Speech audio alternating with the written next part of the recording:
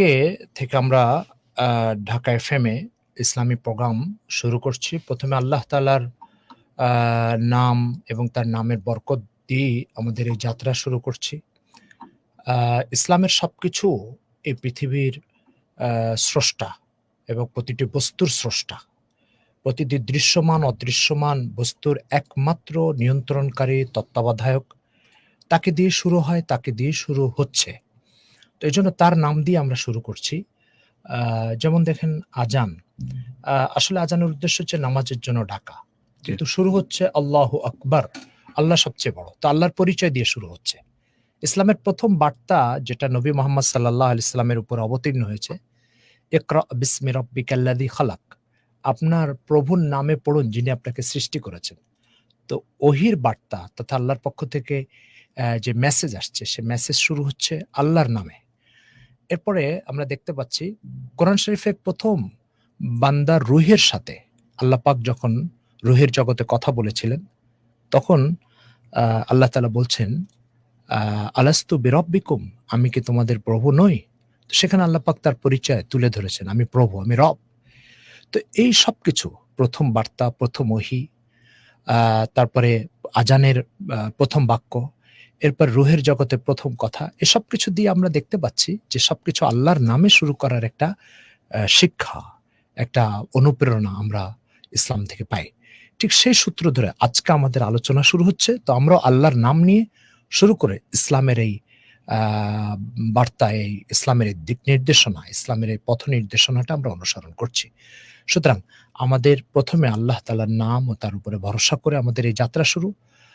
শ্রোতাবৃন্দের কাছে কামনা করছি যাতে আমাদের এই যাত্রাটা উম্মার কল্যাণে এবং উম্মার খেদমতে এবং দেশ ও দশের দুনিয়া আখেরাতের সঠিক দিক নির্দেশনা, কোরআন সুন্নাহর বার্তাটা সঠিকভাবে আল্লাহর বান্দার কাছে পৌঁছিয়ে দেওয়া, এই দায়িত্ব পালনের জন্য আল্লাহ পাক যেন আমাদেরকে কবুল করেন, তৌফিক দান করেন।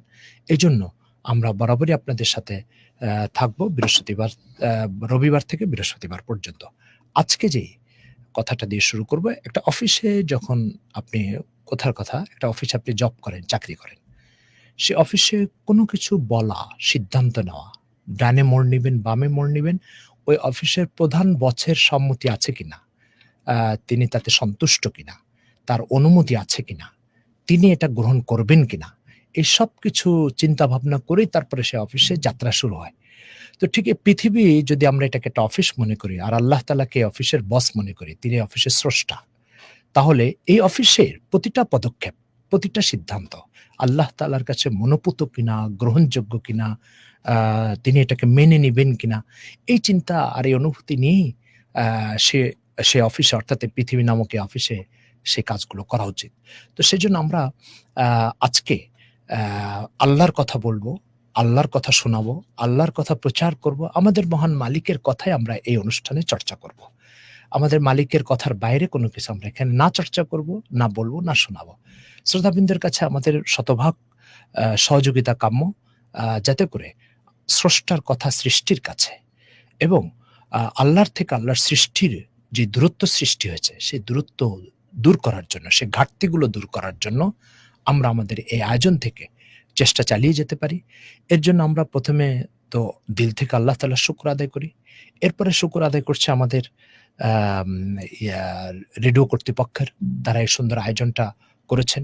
এরপরে আমাদের শুকরিয়া জানানোর আরেকটা বড় জায়গা হচ্ছে আ ইউনিভার্সিটি অফ স্কলার্স, তাদের কর্তৃপক্ষ, আল্লাহ তাআলা তাদেরকে যথাযোগ্য প্রতিদান দান করেন।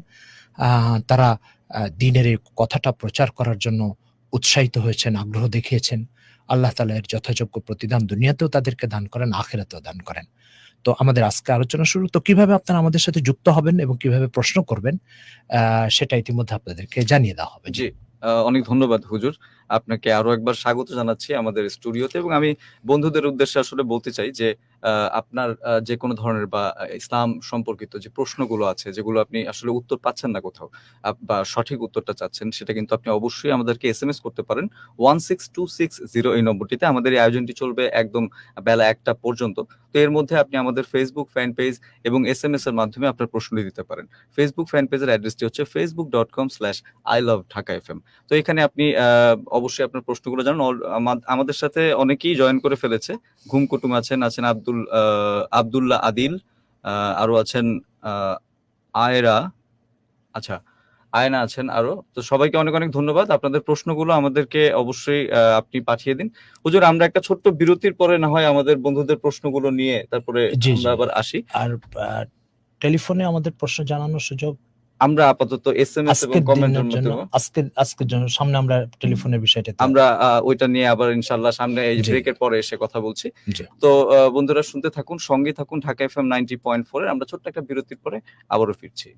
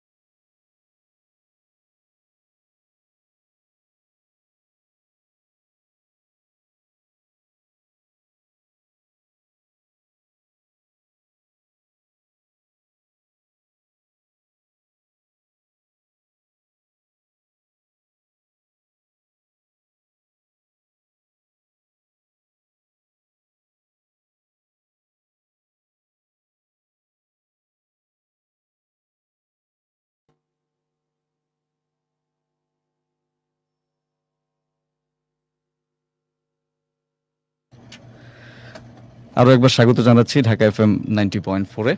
আর আমাদের চলছে বিশেষ আয়োজনটি ইসলামের আলো, সৌজন্যে ইউনিভার্সিটি অফ স্কলার্স।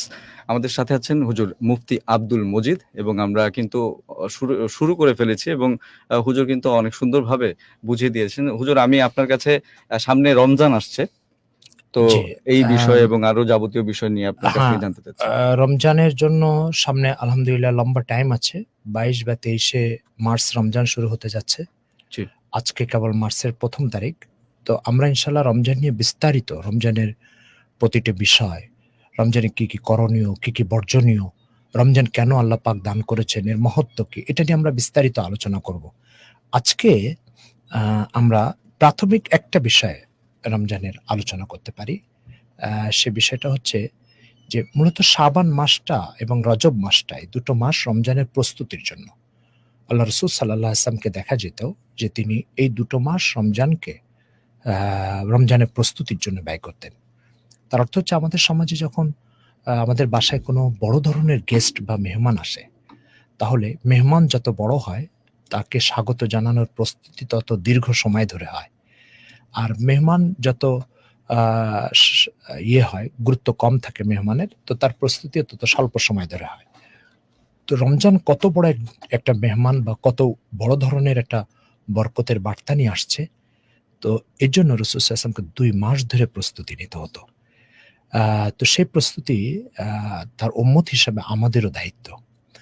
রমজান কি নিয়ে আসছে, কি দিতে আসছে, সে রমজানে করণীয় কি? এ ব্যাপারে আজকে ২ টো কথা আমরা বলি। একটা কথা হচ্ছে যে আ রমজানের ফজিলত সম্পর্কে আল্লাহ রাসূল সাল্লাল্লাহু আলাইহি ওয়াসাল্লাম থেকে যে হাদিসগুলো বর্ণিত, সেগুলোর দিকে যদি আমরা খেয়াল করি, তাহলে আমরা দেখতে পাচ্ছি ২ ধরনের হাদিস আমরা পাচ্ছি। কিছু হাদিস আছে যে হাদিসগুলো রমজানে খুব বেশি আমলনামাতে নেকি জমা হওয়ার সংবাদ দেওয়া হয়েছে। যেমন কেউ যদি একটা নফল আমল করে তো ৭০ গুণ সওয়াব পাবে। আর কিছু হাদিস আছে যে হাদিসগুলো ব্যাপকভাবে গুনাহ মাফ করার কথা বলা হয়েছে। যেমন মান সামা রমাজানা ঈমানান ওয়া ইহতিসাবা গুফিরা লাহু মা তাকাদ্দামা মিন যামবি রাওয়াহু আবু হুরায়রা আ আনিন নবী সাল্লাল্লাহু আলাইহি ওয়াসাল্লাম। আ ইমাম বুখারী তার বুখারী শরীফে হাদিস উল্লেখ করেছেন, যে ব্যক্তি রমজানে রোজা রাখবে, আল্লাহ তাআলা সন্তুষ্টির জন্য তার পেছনের গুনাহ মাফ করে দেওয়া হবে। সুবহানাল্লাহ। আরেক হাদিসে আছে মান কামা রমাজানা ঈমানান ওয়া ইহতিসাবা গুফিরা লাহু মা তাকাদ্দামা মিন যামবি রাওয়াহুল বুখারী ফি জামিইহি। রাসূল সাল্লাল্লাহু আলাইহি ওয়াসাল্লাম বলেছেন যে কোনো ব্যক্তি যদি রমজানের আ ইয়ে রাত্রে তারাবি পড়ে, তাহলে তার পিছনের গুনাহ মাফ করে দেওয়া হবে।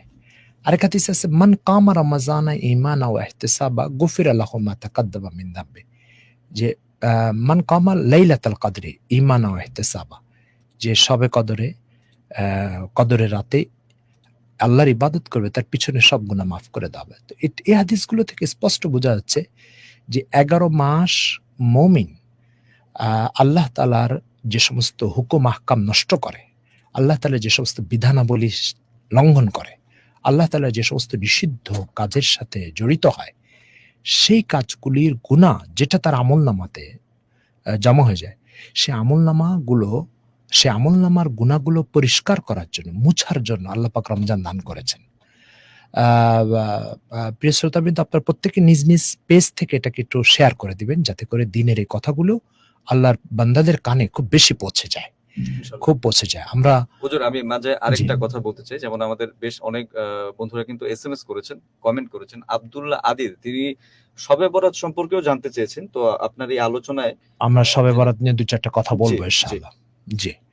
আ তো সুপ্রিয় দর্শক ও শ্রোতাবৃন্দ, এখানে যে কথাটা বলতে যাচ্ছি সেটা হচ্ছে, তো রমজান পিছনের গুনাহ মাফের জন্য। রমজান আমলনামার ভিতরে নেকি তথা প্রতিদানের যে খালি জায়গাগুলো রয়ে গেছে, সেগুলো ভর্তি করার জন্য। আ বা এটা এমন একটা সুবর্ণ সুযোগ, যেমন কোনো ব্যক্তি একটা গোসলখানায় গেল। তো গোসলখানায় কেন যায়? দৈনন্দিন জীবনে যে সমস্ত ময়লা শরীরে লাগে, সেই ময়লাগুলো পরিষ্কার করার জন্য গোসলখানায় যায়। তো ১১ মাস ব্যক্তি আল্লাহর সৃষ্টি হয়ে আল্লাহর সাথে যে নাফরমানিগুলো করেছে, আল্লাহর সৃষ্টি আল্লাহর অবাধ্যতার সাথে জড়িত হয়েছে, আল্লাহর সৃষ্টি হয়ে আল্লাহর নিষিদ্ধ পথে সে পা বাড়িয়েছে, যে কারণে তার পিছনের এই যে গুনাহের যে পাহাড়গুলো জমে গেছে, এগুলো পরিষ্কার করার জন্য, ক্ষমার জন্য, মাফের জন্য আল্লাহ পাক একটা গোসলখানার ব্যবস্থা করেছেন। রমজান মাস হচ্ছে সেই গোসলখানা। সুপ্রিয় দর্শক ও শ্রোতাবৃন্দ, এইজন্য পিছনের যে গুনাহগুলো, সেই গুনাহগুলো ক্ষমা পাওয়ার জন্য, সেই গুনাহগুলোর থেকে মুক্তি লাভ করার জন্য রমজান একটা সুন্দর সময়। এই সময়টা হচ্ছে, আপনি গোসলখানায় গেলেন পিছনের সব ময়লা পরিষ্কার করার জন্য। যদি কিছু ময়লা নিয়ে বেরিয়ে যান, তাহলে আপনি গোসলখানার সময়টা ভালোভাবে পার করলেন না। সুতরাং রাসূল সাল্লাল্লাহু আলাইহি ওয়াসাল্লামের সে প্রসিদ্ধ হাদিস, যে ব্যক্তি রমজান পেল অথচ পিছনের গুনাহগুলো মাফ করাতে পারল না, নিজেকে জান্নাতের অধিকারী বানাতে পারল না, সে যেন ধ্বংস হয়ে যাক। হাদিস থেকে পরিষ্কার বোঝা যাচ্ছে যে রমজানের মতো সুবর্ণ সুযোগকেও যে কাজে লাগাতে পারল না আল্লাহর নৈকট্য অর্জনের জন্য, জাহান্নাম থেকে রেহাই পাওয়ার জন্য, তাহলে সে ধ্বংস হয়ে যাক। আল্লাহ রসুলের যে বদদোয়াটা, এটা অনেক ভারী জিনিস, অনেক কঠিন জিনিস। সেজন্য আসুন আল্লাহর সৃষ্টি হিসাবে রমজানকে কাজে লাগাই। এটা যে আমরা আরো বিস্তারিত আলোচনা করব, কারণ রমজানের আগে আমরা আরো ২০-২২ দিন সময় হাতে পাবো ইনশাআল্লাহ। ইনশাআল্লাহ। আজকে একজন শ্রোতা আমাদেরকে প্রশ্ন করেছেন শবে বরাত নিয়ে। জি। শবে বরাত নিয়ে শুদ্ধ অশুদ্ধ হাদিস মিলে মোট প্রায় ১৪ থেকে ১৫ জন সাহাবীর থেকে হাদিস বর্ণিত। কিছু হাদিস তো আছে সহিহ হাদিস, কিছু হাদিস আছে তুলনামূলক একটু দুর্বল হাদিস। তারপরও হাফিজ ইবনে তাইমিয়া রহমতুল্লাহ আলাইহ তার মজমুআতুল ফাতাওয়ার ভিতরে এবং এছাড়াও আরো অন্যান্য ওলামা ইকরাম যেমন ইবনে হাজার মাক্কি রহমতুল্লাহ আলাইহ, ইবনে হাজার আসকালানি রহমতুল্লাহ আলাইহ, ইবনে রজব হাম্বলি রহমতুল্লাহ আলাইহ তার লাতাইফুল মারিফের ভিতরে শবে বরাতের ব্যাপারে আহ, তাদের বক্তব্য হচ্ছে যে এটা একটি ইবাদতের মাস, এটি একটি শবে বরাত একটা ইবাদতের রাত, আহ, এবং এই রাতের ব্যাপারে আহ, যে কটা হাদিস মোটামুটি হাসান স্তরের মানে গ্রহণযোগ্য বলা যায়, এই হাদিসগুলোর ভিতরে এই রাতে আহ, ইবাদত এবং দিনের রোজার কথা বলা হয়েছে। তো সেই জন্য শবে বরাত আগামী ৭ই মার্চ আসতেছে। তো ৭ই মার্চ আমরা রাত্রেবেলায় ইবাদত করি, আর পরের দিন ৮ই মার্চ অর্থাৎ আরবিতে ১৫ শাবান আসছে, এটাতে রোজা রাখি। সুনানে তিরমিজিতে আবু আবু সাওমের ভিতর ইমাম তিরমিজি রহমতুল্লাহ আলাইহ হযরত মুআয ইবনে জাবাল রাদিয়াল্লাহু তাআলা হাদিস উল্লেখ করেছেন যে এই রাত্রে আল্লাহ তাআলা তার ইবাদতকারী বান্দাদেরকে ক্ষমা করে দেন এবং তাদের মর্যাদাকে উঁচু করেন। এক হাদিসে আসছে যে একটা গোত্র যারা ছাগল লালন পালনের ক্ষেত্রে প্রসিদ্ধ ছিল, সম্ভবত বনু কালব সেই গোত্রের নাম, সেই গোত্রের ছাগলের গায়ে যতগুলো লোম আছে সেই লোম পরিমাণ গুনাহ আল্লাহ তাআলা মাফ করে দেন, এটাও একটা হাদিসে বর্ণিত আছে।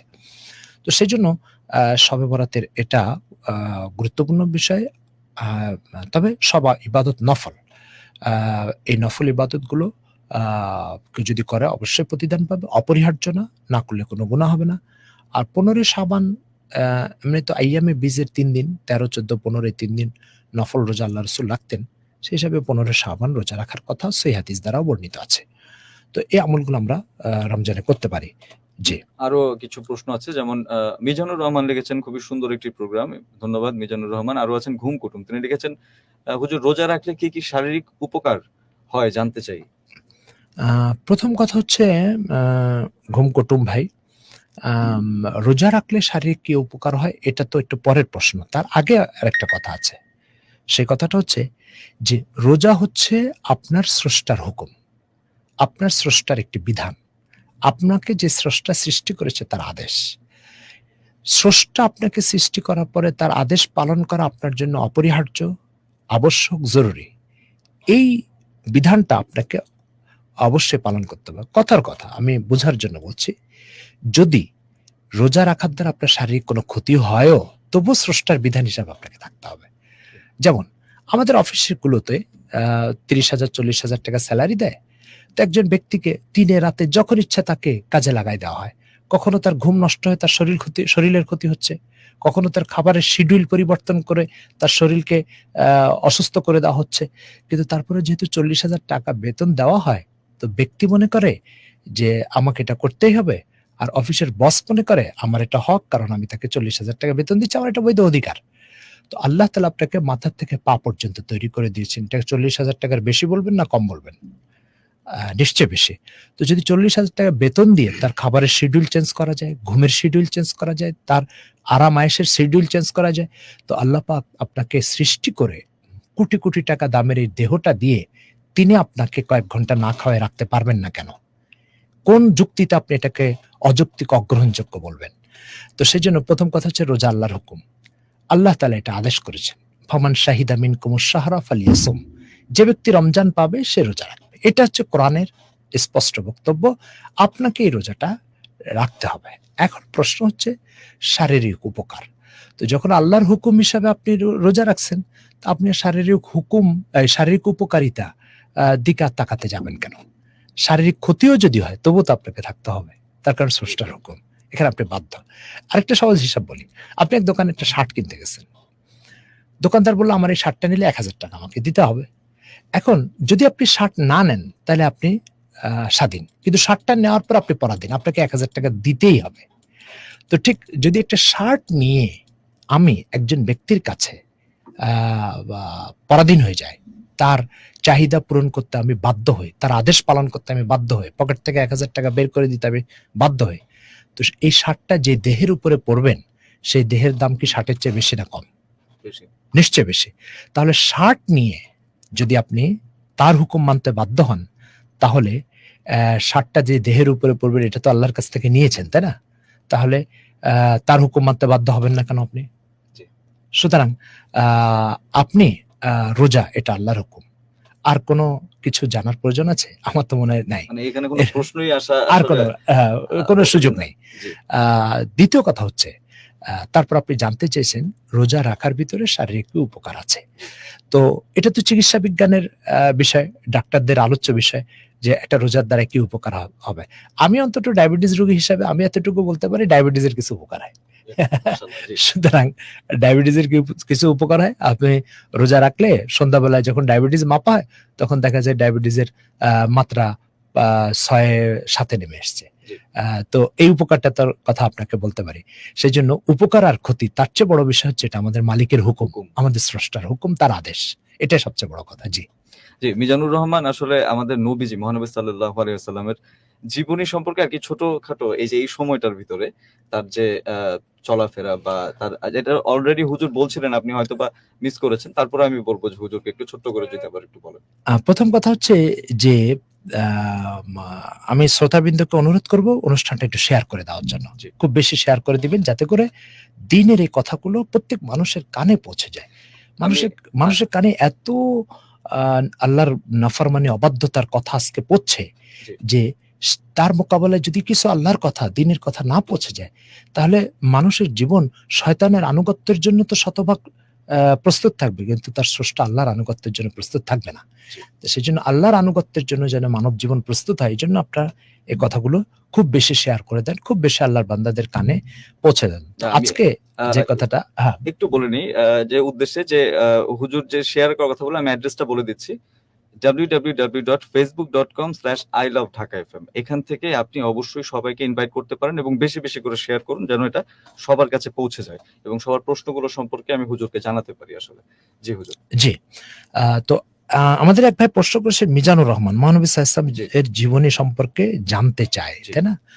আসলে মহানবী সাল্লাল্লাহু আলাইহি ওয়াসাল্লামের জীবনী সম্পর্কে এ যাবৎকাল যত লেখক, আ যত গবেষক, যত ঐতিহাসিক কলম ধরেছেন, প্রত্যেকের কলমের থেকে একটা কথা বেরিয়ে আসছে। সে কথাটা হচ্ছে যে, আমি আসলে মোহাম্মদ সাল্লাল্লাহু আলাইহি ওয়াসাল্লামের জীবনী লিখতে যাই নাই, আমি একটু বরকত নিতে গেছি।